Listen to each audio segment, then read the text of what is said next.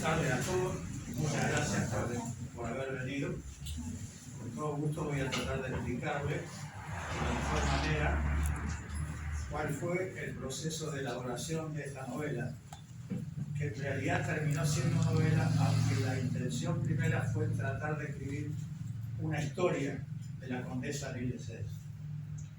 Lo que ocurre es que había ya material escrito, al cual tuve lógicamente que consultar previamente y buscar cuáles podían ser las fuentes que me proporcionaran la información necesaria como para elaborar una historia con fundamento. Y después de haber leído esos libros y después de la búsqueda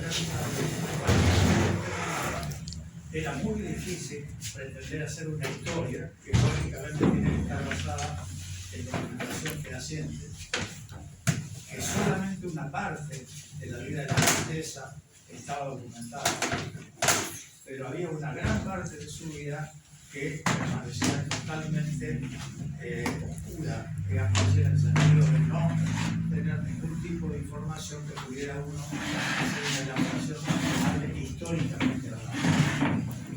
La condesa nació en 1840 y llegó al Chaco en 1898, es decir, tenía 48 años de edad, 48 años que había vivido en Francia. Y acá en el Chaco alcanzó a vivir 11 años hasta que, lamentablemente, con el suceso trágico final, dio por concluida su vida en 1899. Todo lo que tiene que ver con lo acontecido en los 11 años que vivió acá en el Chaco tiene bastante documentación, porque el primer autor que hizo un trabajo sobre ella, que fue un historiador Manuel Mesa, se carteó, se intercambió digamos, cartas con el hijo mayor de la condesa que había venido con ella a la Argentina. Y a través de esas cartas, lógicamente, obtuvo una serie de información, de comentarios hechos por el hijo respecto a lo que vivieron acá. Esa documentación yo la tuve en mi poder, pero también la tuvieron en su poder todos los que vivieron. Es decir, que lo que estaba escrito estaba en buena medida asentado en ese tipo de documentos. Más la documentación que surgió de lo que sería el juicio sucesorio, la investigación final sobre el Malón, que por lo menos dieron certeza a cómo se habían producido los acontecimientos. Pero respecto a la parte francesa, más allá de los datos filiales, es decir, cuándo había nacido, cuándo nacieron los hijos, a dónde nacieron, todo ese tipo de datos, no hay absolutamente nada. Cada uno de los que escribió, lógicamente, trató de rellenar ese espacio, apelando a su propia imaginación o a lo que ellos pretendían o creían que podía haber ocurrido, y obviamente volcaron fundamentalmente su propia visión, digamos, de las circunstancias, del momento histórico en que ocurrió. Bueno, a mí me pasó exactamente lo mismo. Si yo quería escribir sobre esos 48 años vividos en Francia sin tener mayormente ningún tipo de información, tenía que estructurar algo que tuviera sentido lógico, que se pudiera complementar razonablemente con la información existente, y como consecuencia de todo eso que surgiera una historia, entre comillas, de la condesa. Una historia asentada, como digo, en una parte de hechos reales, pero en la mayor parte de lo escrito es la elaboración que uno le hace sacando conclusiones, en muchos casos, de cierto tipo de documentación al cual uno puede tener acceso. Es decir que para poder lograr eso, pensando que son 48 años de vida en Francia, la primera investigación que tuve que hacer, y que era obviamente necesaria, es saber qué pasó en Francia. en esos 48 años. Ella vivió 48 años de la historia de Francia. Consecuentemente, tuve que recurrir a la historia de Francia para saber qué tipo de acontecimientos se habían dado en ese periodo que pudieron haber afectado a la condesa, que pudieron haber contribuido a generar su propia personalidad, su carácter, su forma de pensar, como para redondear en definitiva un personaje con razonabilidad en términos de las actitudes que ella tuviera asumir.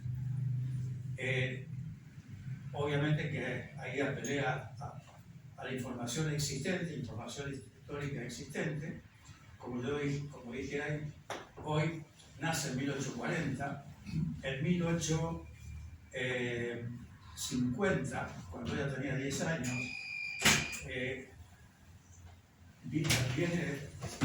se produce un gobierno, digamos,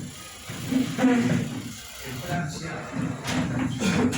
encabezado por Napoleón II, que se declara emperador, y gobierna de 1840 a 1870. Es decir,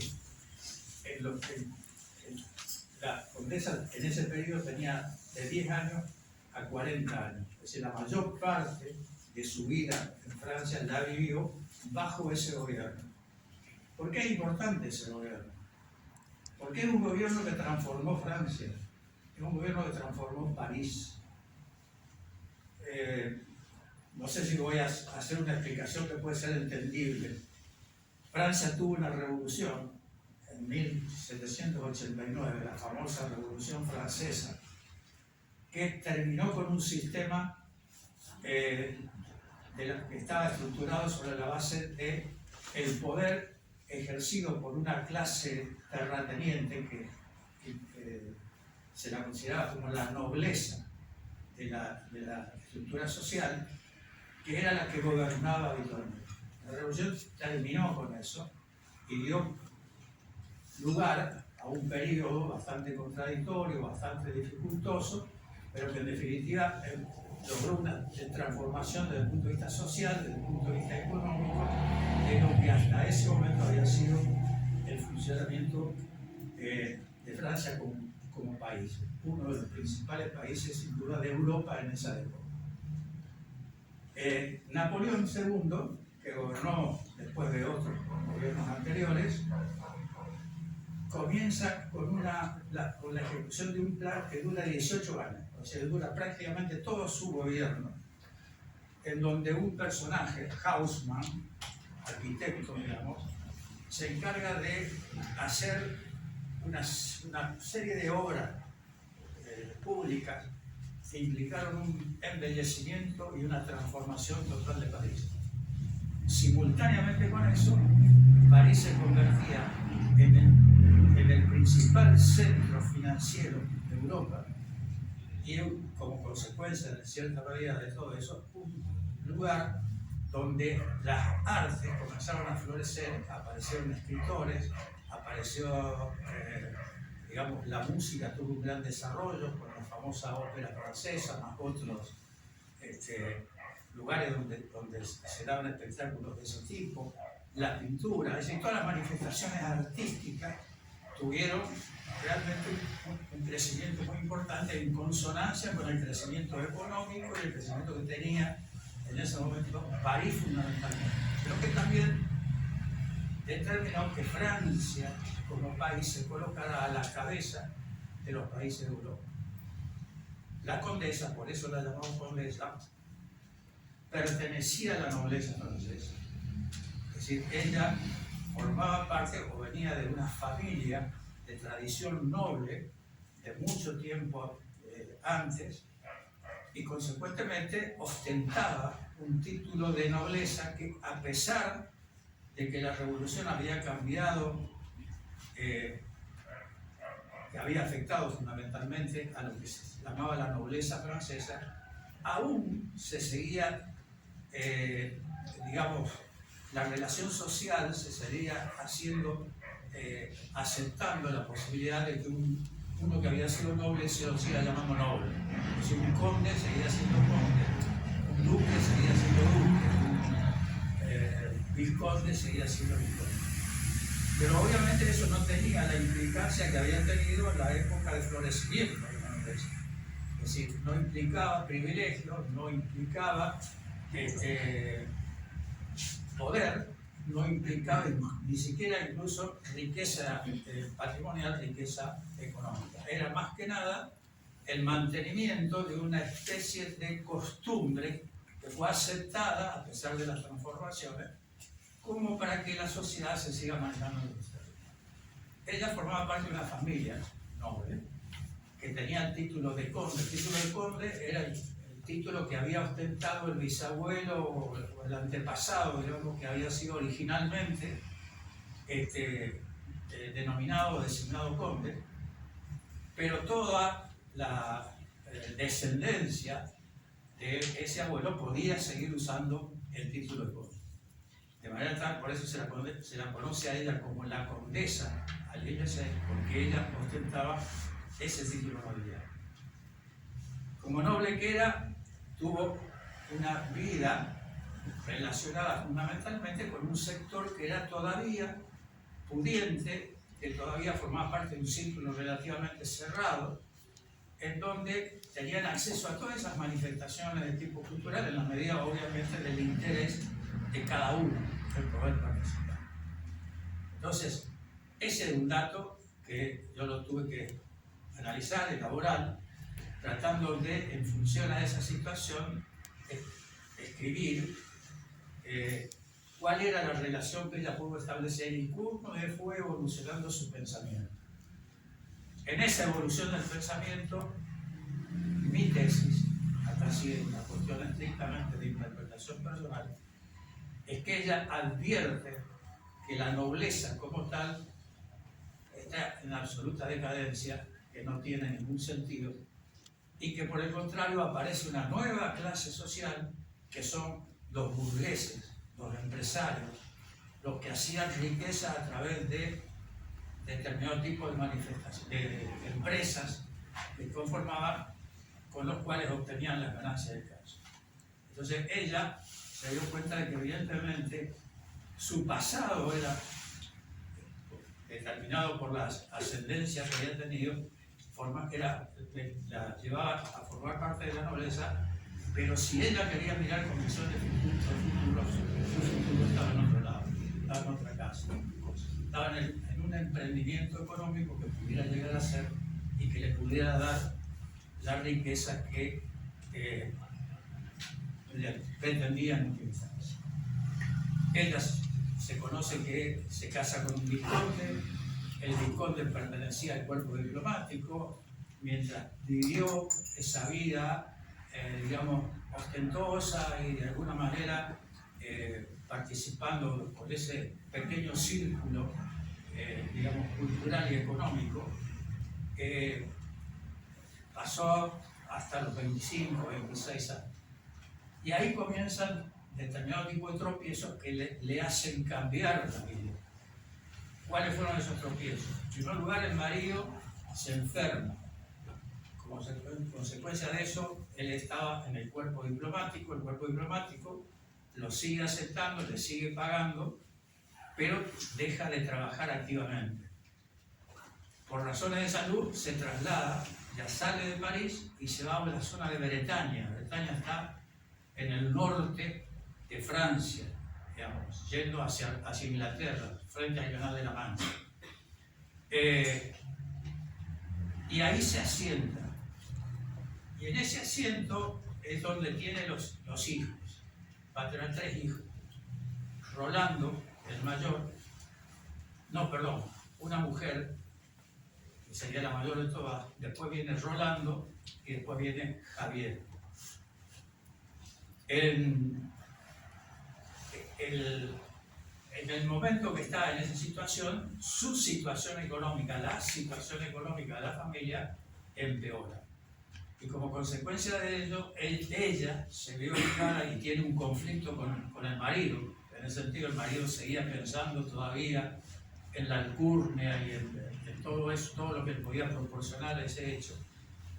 Ella, concretamente, le decía al marido: tenemos que hacer alguna actividad económica ella había aprendido jardinería, opta por hacer jardinería.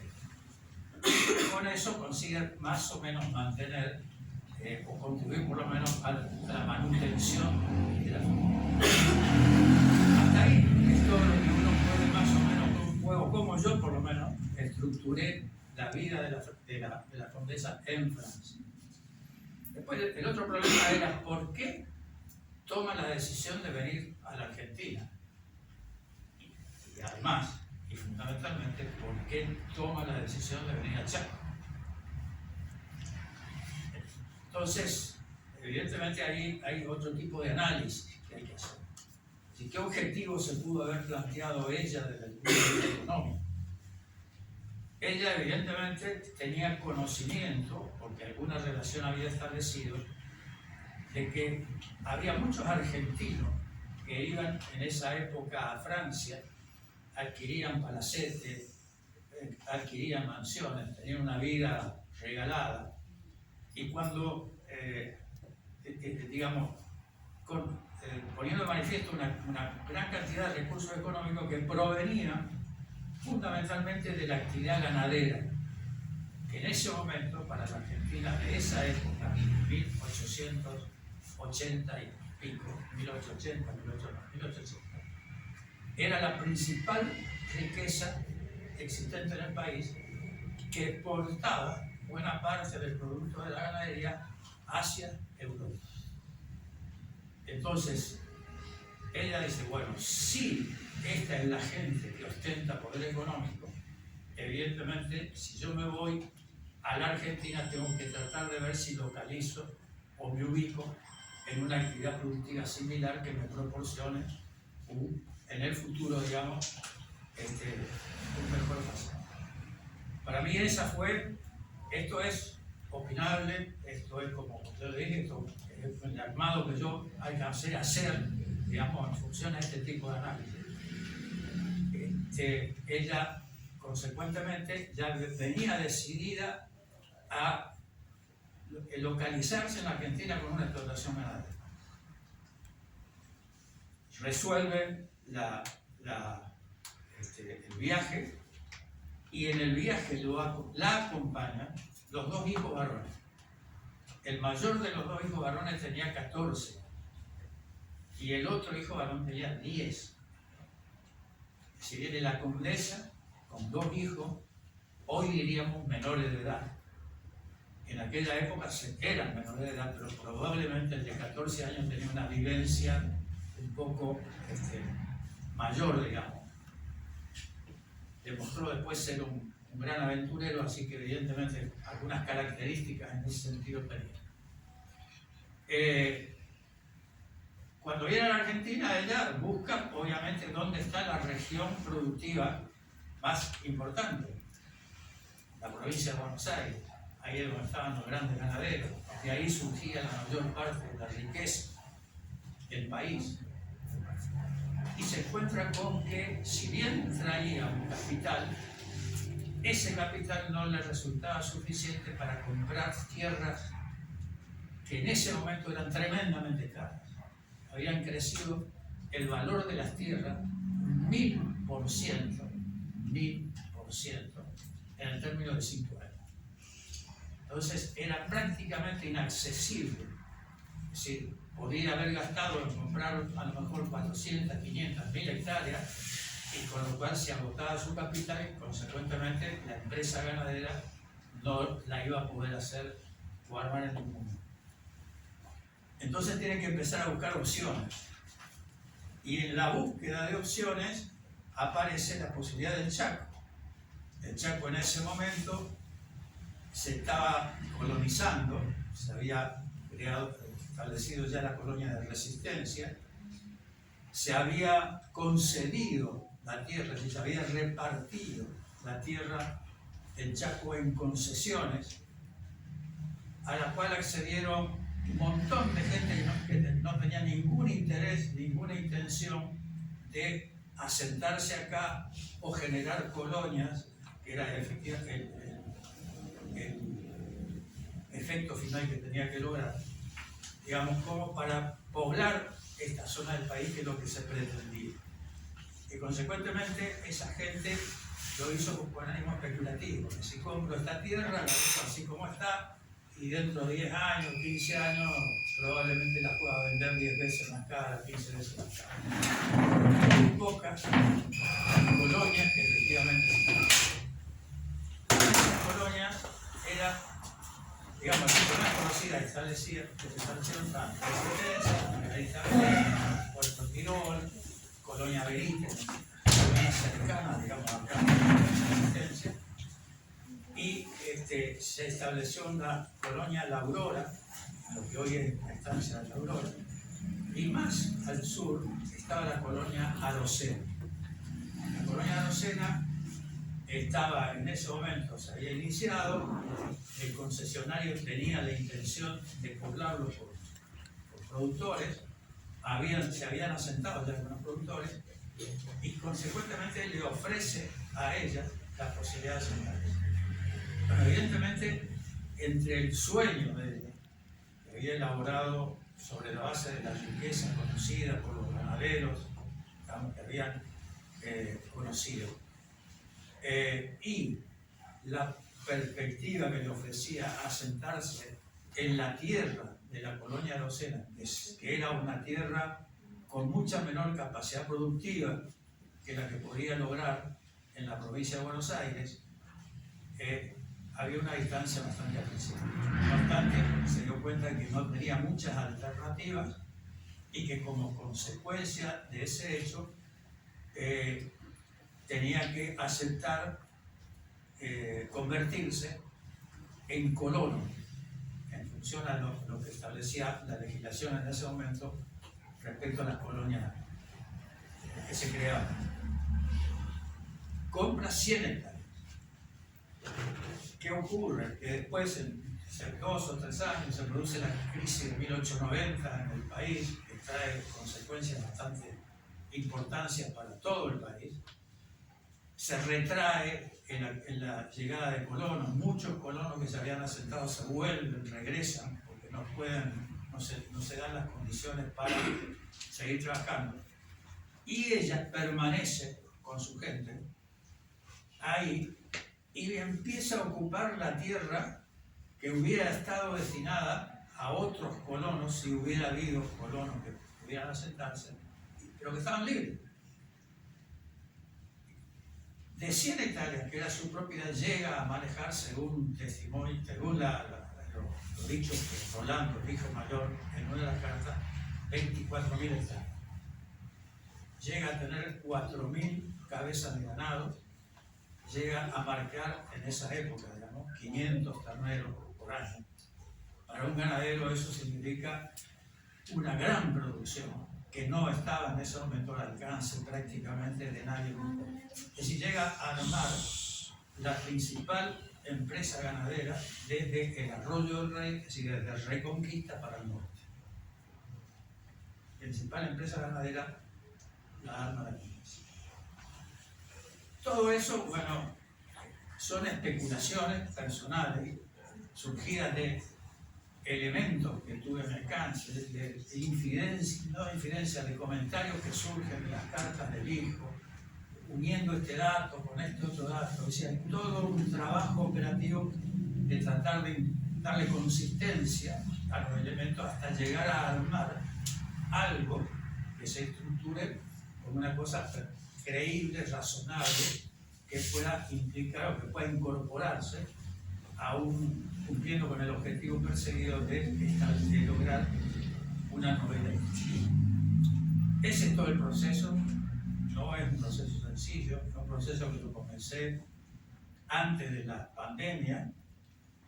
Durante la pandemia lo desarrollé bastante y recién ahora, hace poco tiempo atrás, pude terminar el trabajo con la colaboración de Marina, que fue la que me asistió fundamentalmente en los aspectos que yo no manejo,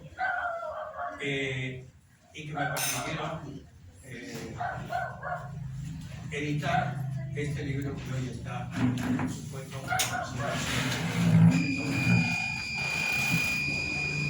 no quiero abundar en detalle porque no creo que sea a mucho interés de parte de ustedes.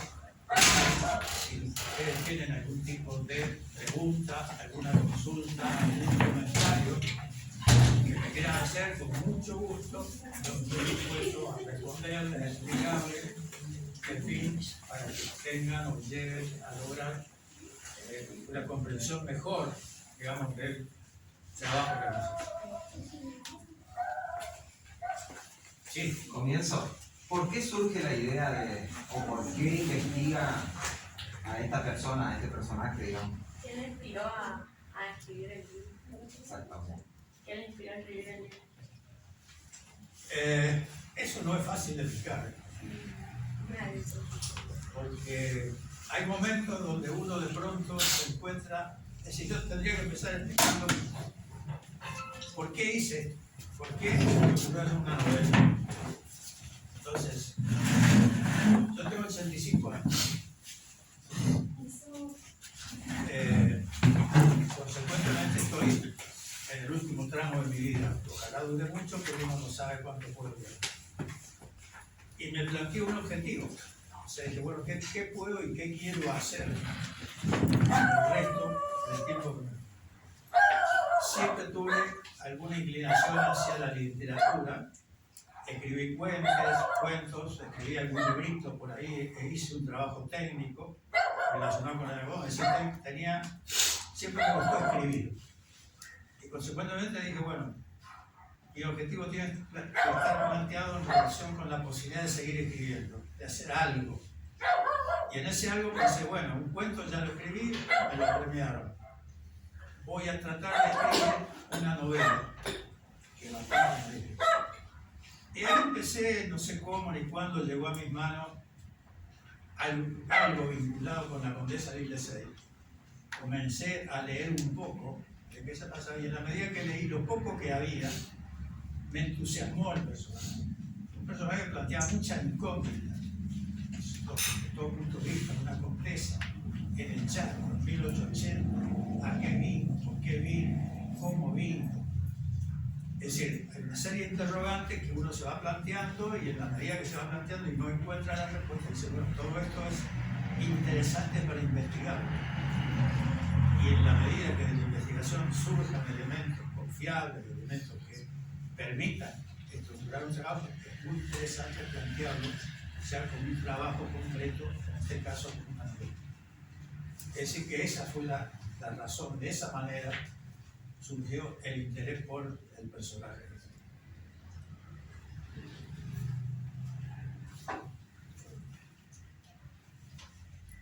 ¿Alguien chico le quiere hacer una pregunta?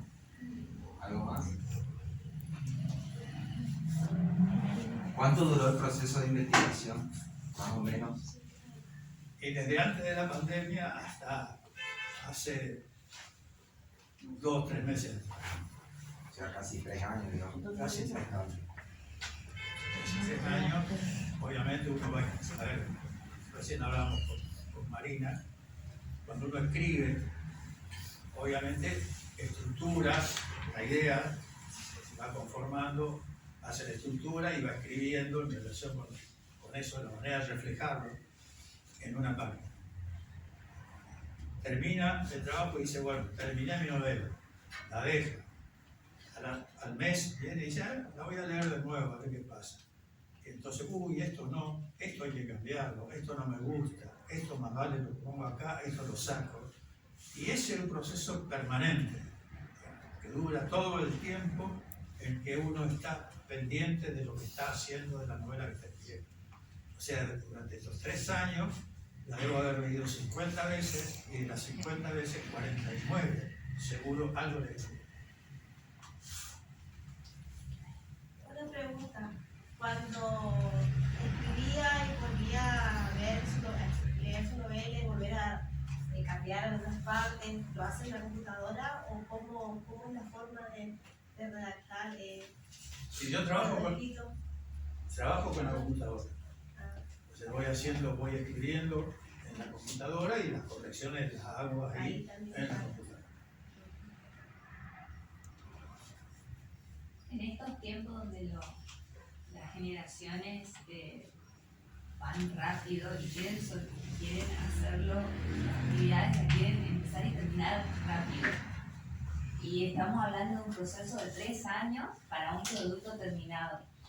Y ellos quizás quieren empezar un trabajo y terminarlo en el día y si no, es como que están perdiendo tiempo. ¿Qué consejo usted les daría a ellos como para acercarlos más a la lectura y a la paciencia por la lectura? Yo diría que cuando uno encara un trabajo de este tipo, lo primero que tiene que pensar es que quiere hacerlo bien. Hacerlo bien, ¿qué significa? Significa explorar todas las alternativas que son aplicables, utilizables a los efectos de lograr el objetivo que persigue. En esa búsqueda de alternativas pueden aparecer situaciones cambiantes, pueden aparecer elementos que llevan a cambiar, a modificar la orientación, el pensamiento que uno va siguiendo en un determinado aspecto de la escritura. De manera tal que no puede ser un trabajo de urgencia, no puede ser algo que uno diga, no, yo voy a escribir y esto lo termino en una semana. A lo mejor lo termina, depende mucho de la capacidad individual de cada uno. Ahora, o es muy inteligente, en cuyo caso hay que felicitarlo porque la inteligencia lo llevó a concluir en tan poco tiempo un trabajo bien hecho, o realmente el trabajo deja mucho asentado. A lo largo del tiempo hay que seguir trabajándolo hasta que uno tenga la absoluta convicción de que llegó al final, de que ya no hay ningún tipo de modificación más que se le pueda hacer. Entonces, si alguien está quiere orientarse en este sentido, les diría, háganlo con mucha dedicación, pero con mucha paciencia.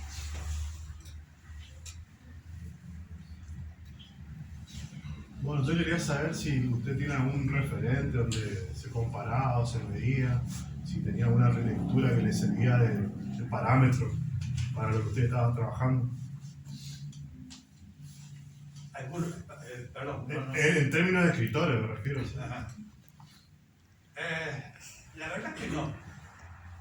He leído bastante, soy creo que un buen lector, de manera tal que conozco buena parte de la literatura que se ha escrito, pero no es que tenga un referente específico. A punto tal de que en la estructura de esta novela, digamos, hay un enfoque que de alguna manera considero que es un enfoque novedoso. No digo que sea el único, ni mucho menos, pero un enfoque novedoso para poder volcar en la escritura la historia de la Condesa.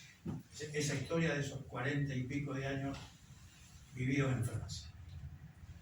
Es decir, no es un relato histórico en definitiva. Nadie va a encontrar acá que diga el primero de tal día, de tal año, pasó tal cosa y así, siguiendo la secuencia, sino que lo que va a encontrar es un diálogo hecho en el crucero, en el barco que toma para emigrar a la Argentina, donde se encuentra con otro francés que vive en la Argentina y establece un diálogo que dura los 22 o 23 días del viaje, y a lo largo de ese diálogo ella le va contando su historia. Es decir, es un diálogo permanente. Él la provoca, ella le cuenta, ella por ahí es, en fin, con todas las variantes que uno puede establecer en la historia. Es decir, yo digo novedoso porque la verdad que no recuerdo otro libro que tenga un enfoque similar, en una cuestión similar, obviamente, ¿no? Pero se me ocurrió en un momento dado y me pareció que realmente podía ser importante. O sea, esa fue la forma que usted encontró para contar la historia. Exacto. Exacto. O sea, no es que eso realmente sucedió en el barco, hay una persona, o sea, eso usted lo imaginó como para poder... O sea, eso es todo ficticio, Claro, obviamente. sí, sí, No sí. es la parte, sí, obviamente, generé un personaje ficticio que se encuentra con ella, que se ponen a conversar, que encuentran cosas comunes, pero al mismo tiempo a él le nace un interés muy fuerte en saber qué era la condesa y por qué iba a la Argentina. Entonces empieza a sonsacarle, a sacarle, a través del diálogo, digamos, y a su vez, a través de ese diálogo, se va poniendo en manifiesto algunas características, obviamente, de la personalidad de la condesa, en cuanto a los gustos, en cuanto a la actitud, a la identidad. Ella era pianista, se tocaba el piano, digamos, no era una pianista concertista ni nada por el estilo, pero tenía vocación por la música, en fin, pero una mujer muy culta.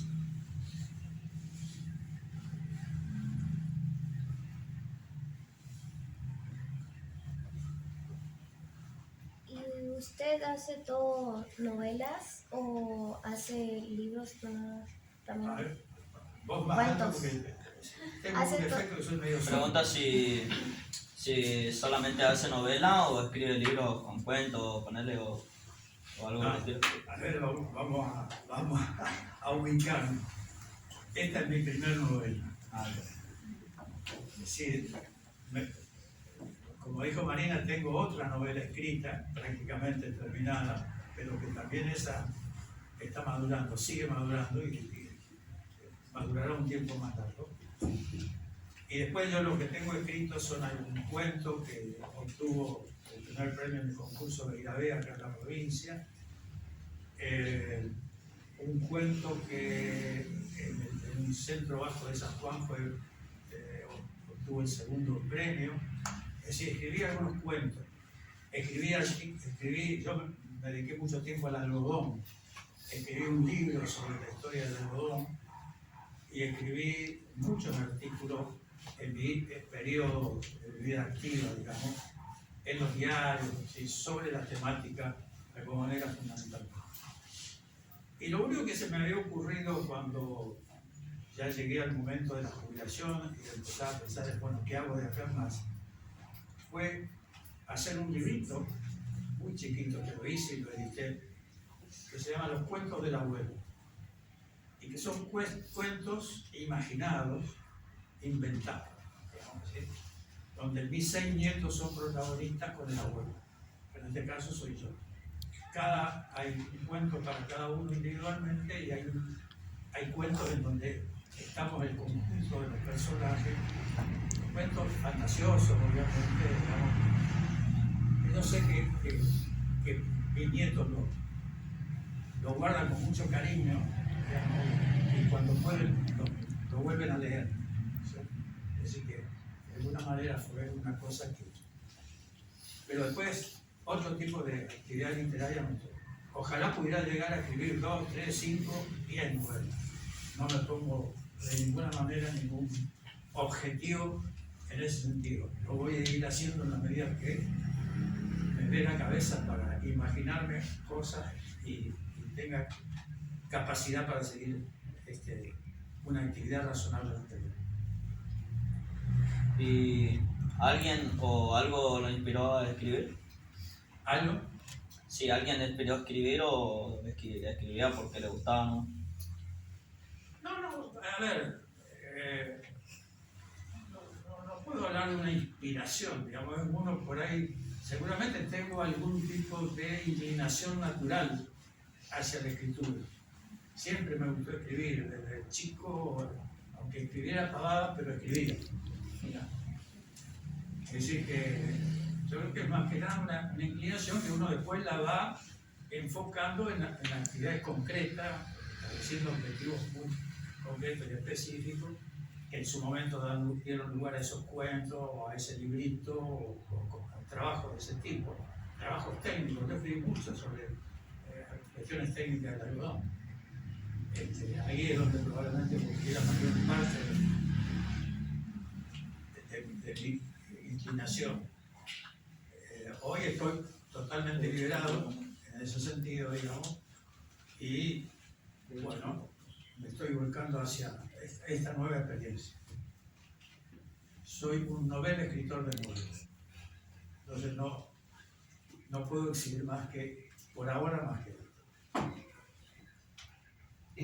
Con respecto a los chicos que están acá presentes, ¿qué consejo usted le podría dar o qué mirada tiene usted con respecto a la lectura? Si bien sabemos que por ahí cada vez los estudiantes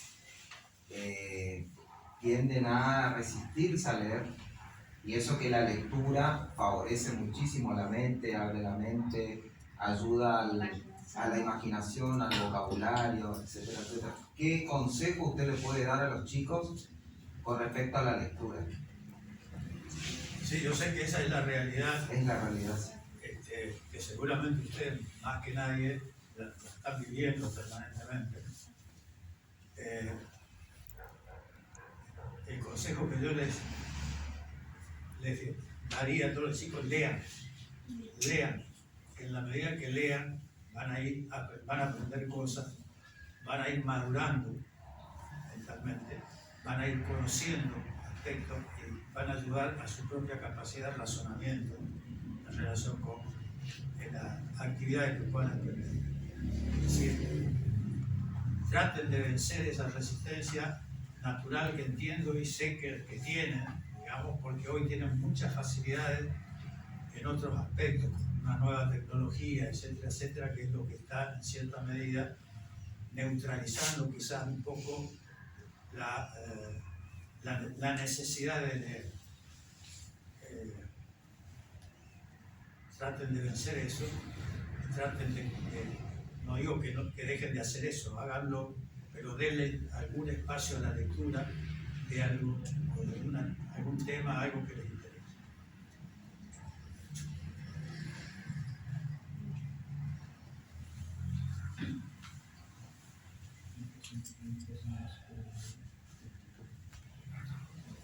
Oigan, no sé si...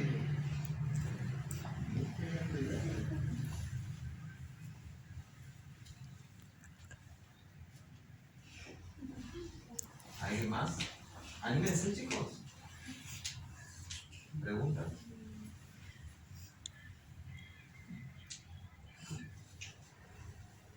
Bueno, si no hay nada más, yo doy por terminada esta charla. Les agradezco muchísimo la presencia. Realmente es una presencia muy motivadora para quien está acá en este momento. Y me resultó realmente una experiencia muy importante, muy significativa. Así que no tengo más que agradecimiento a todos ustedes por haber venido en esta oportunidad. Un aplauso para Muchas gracias.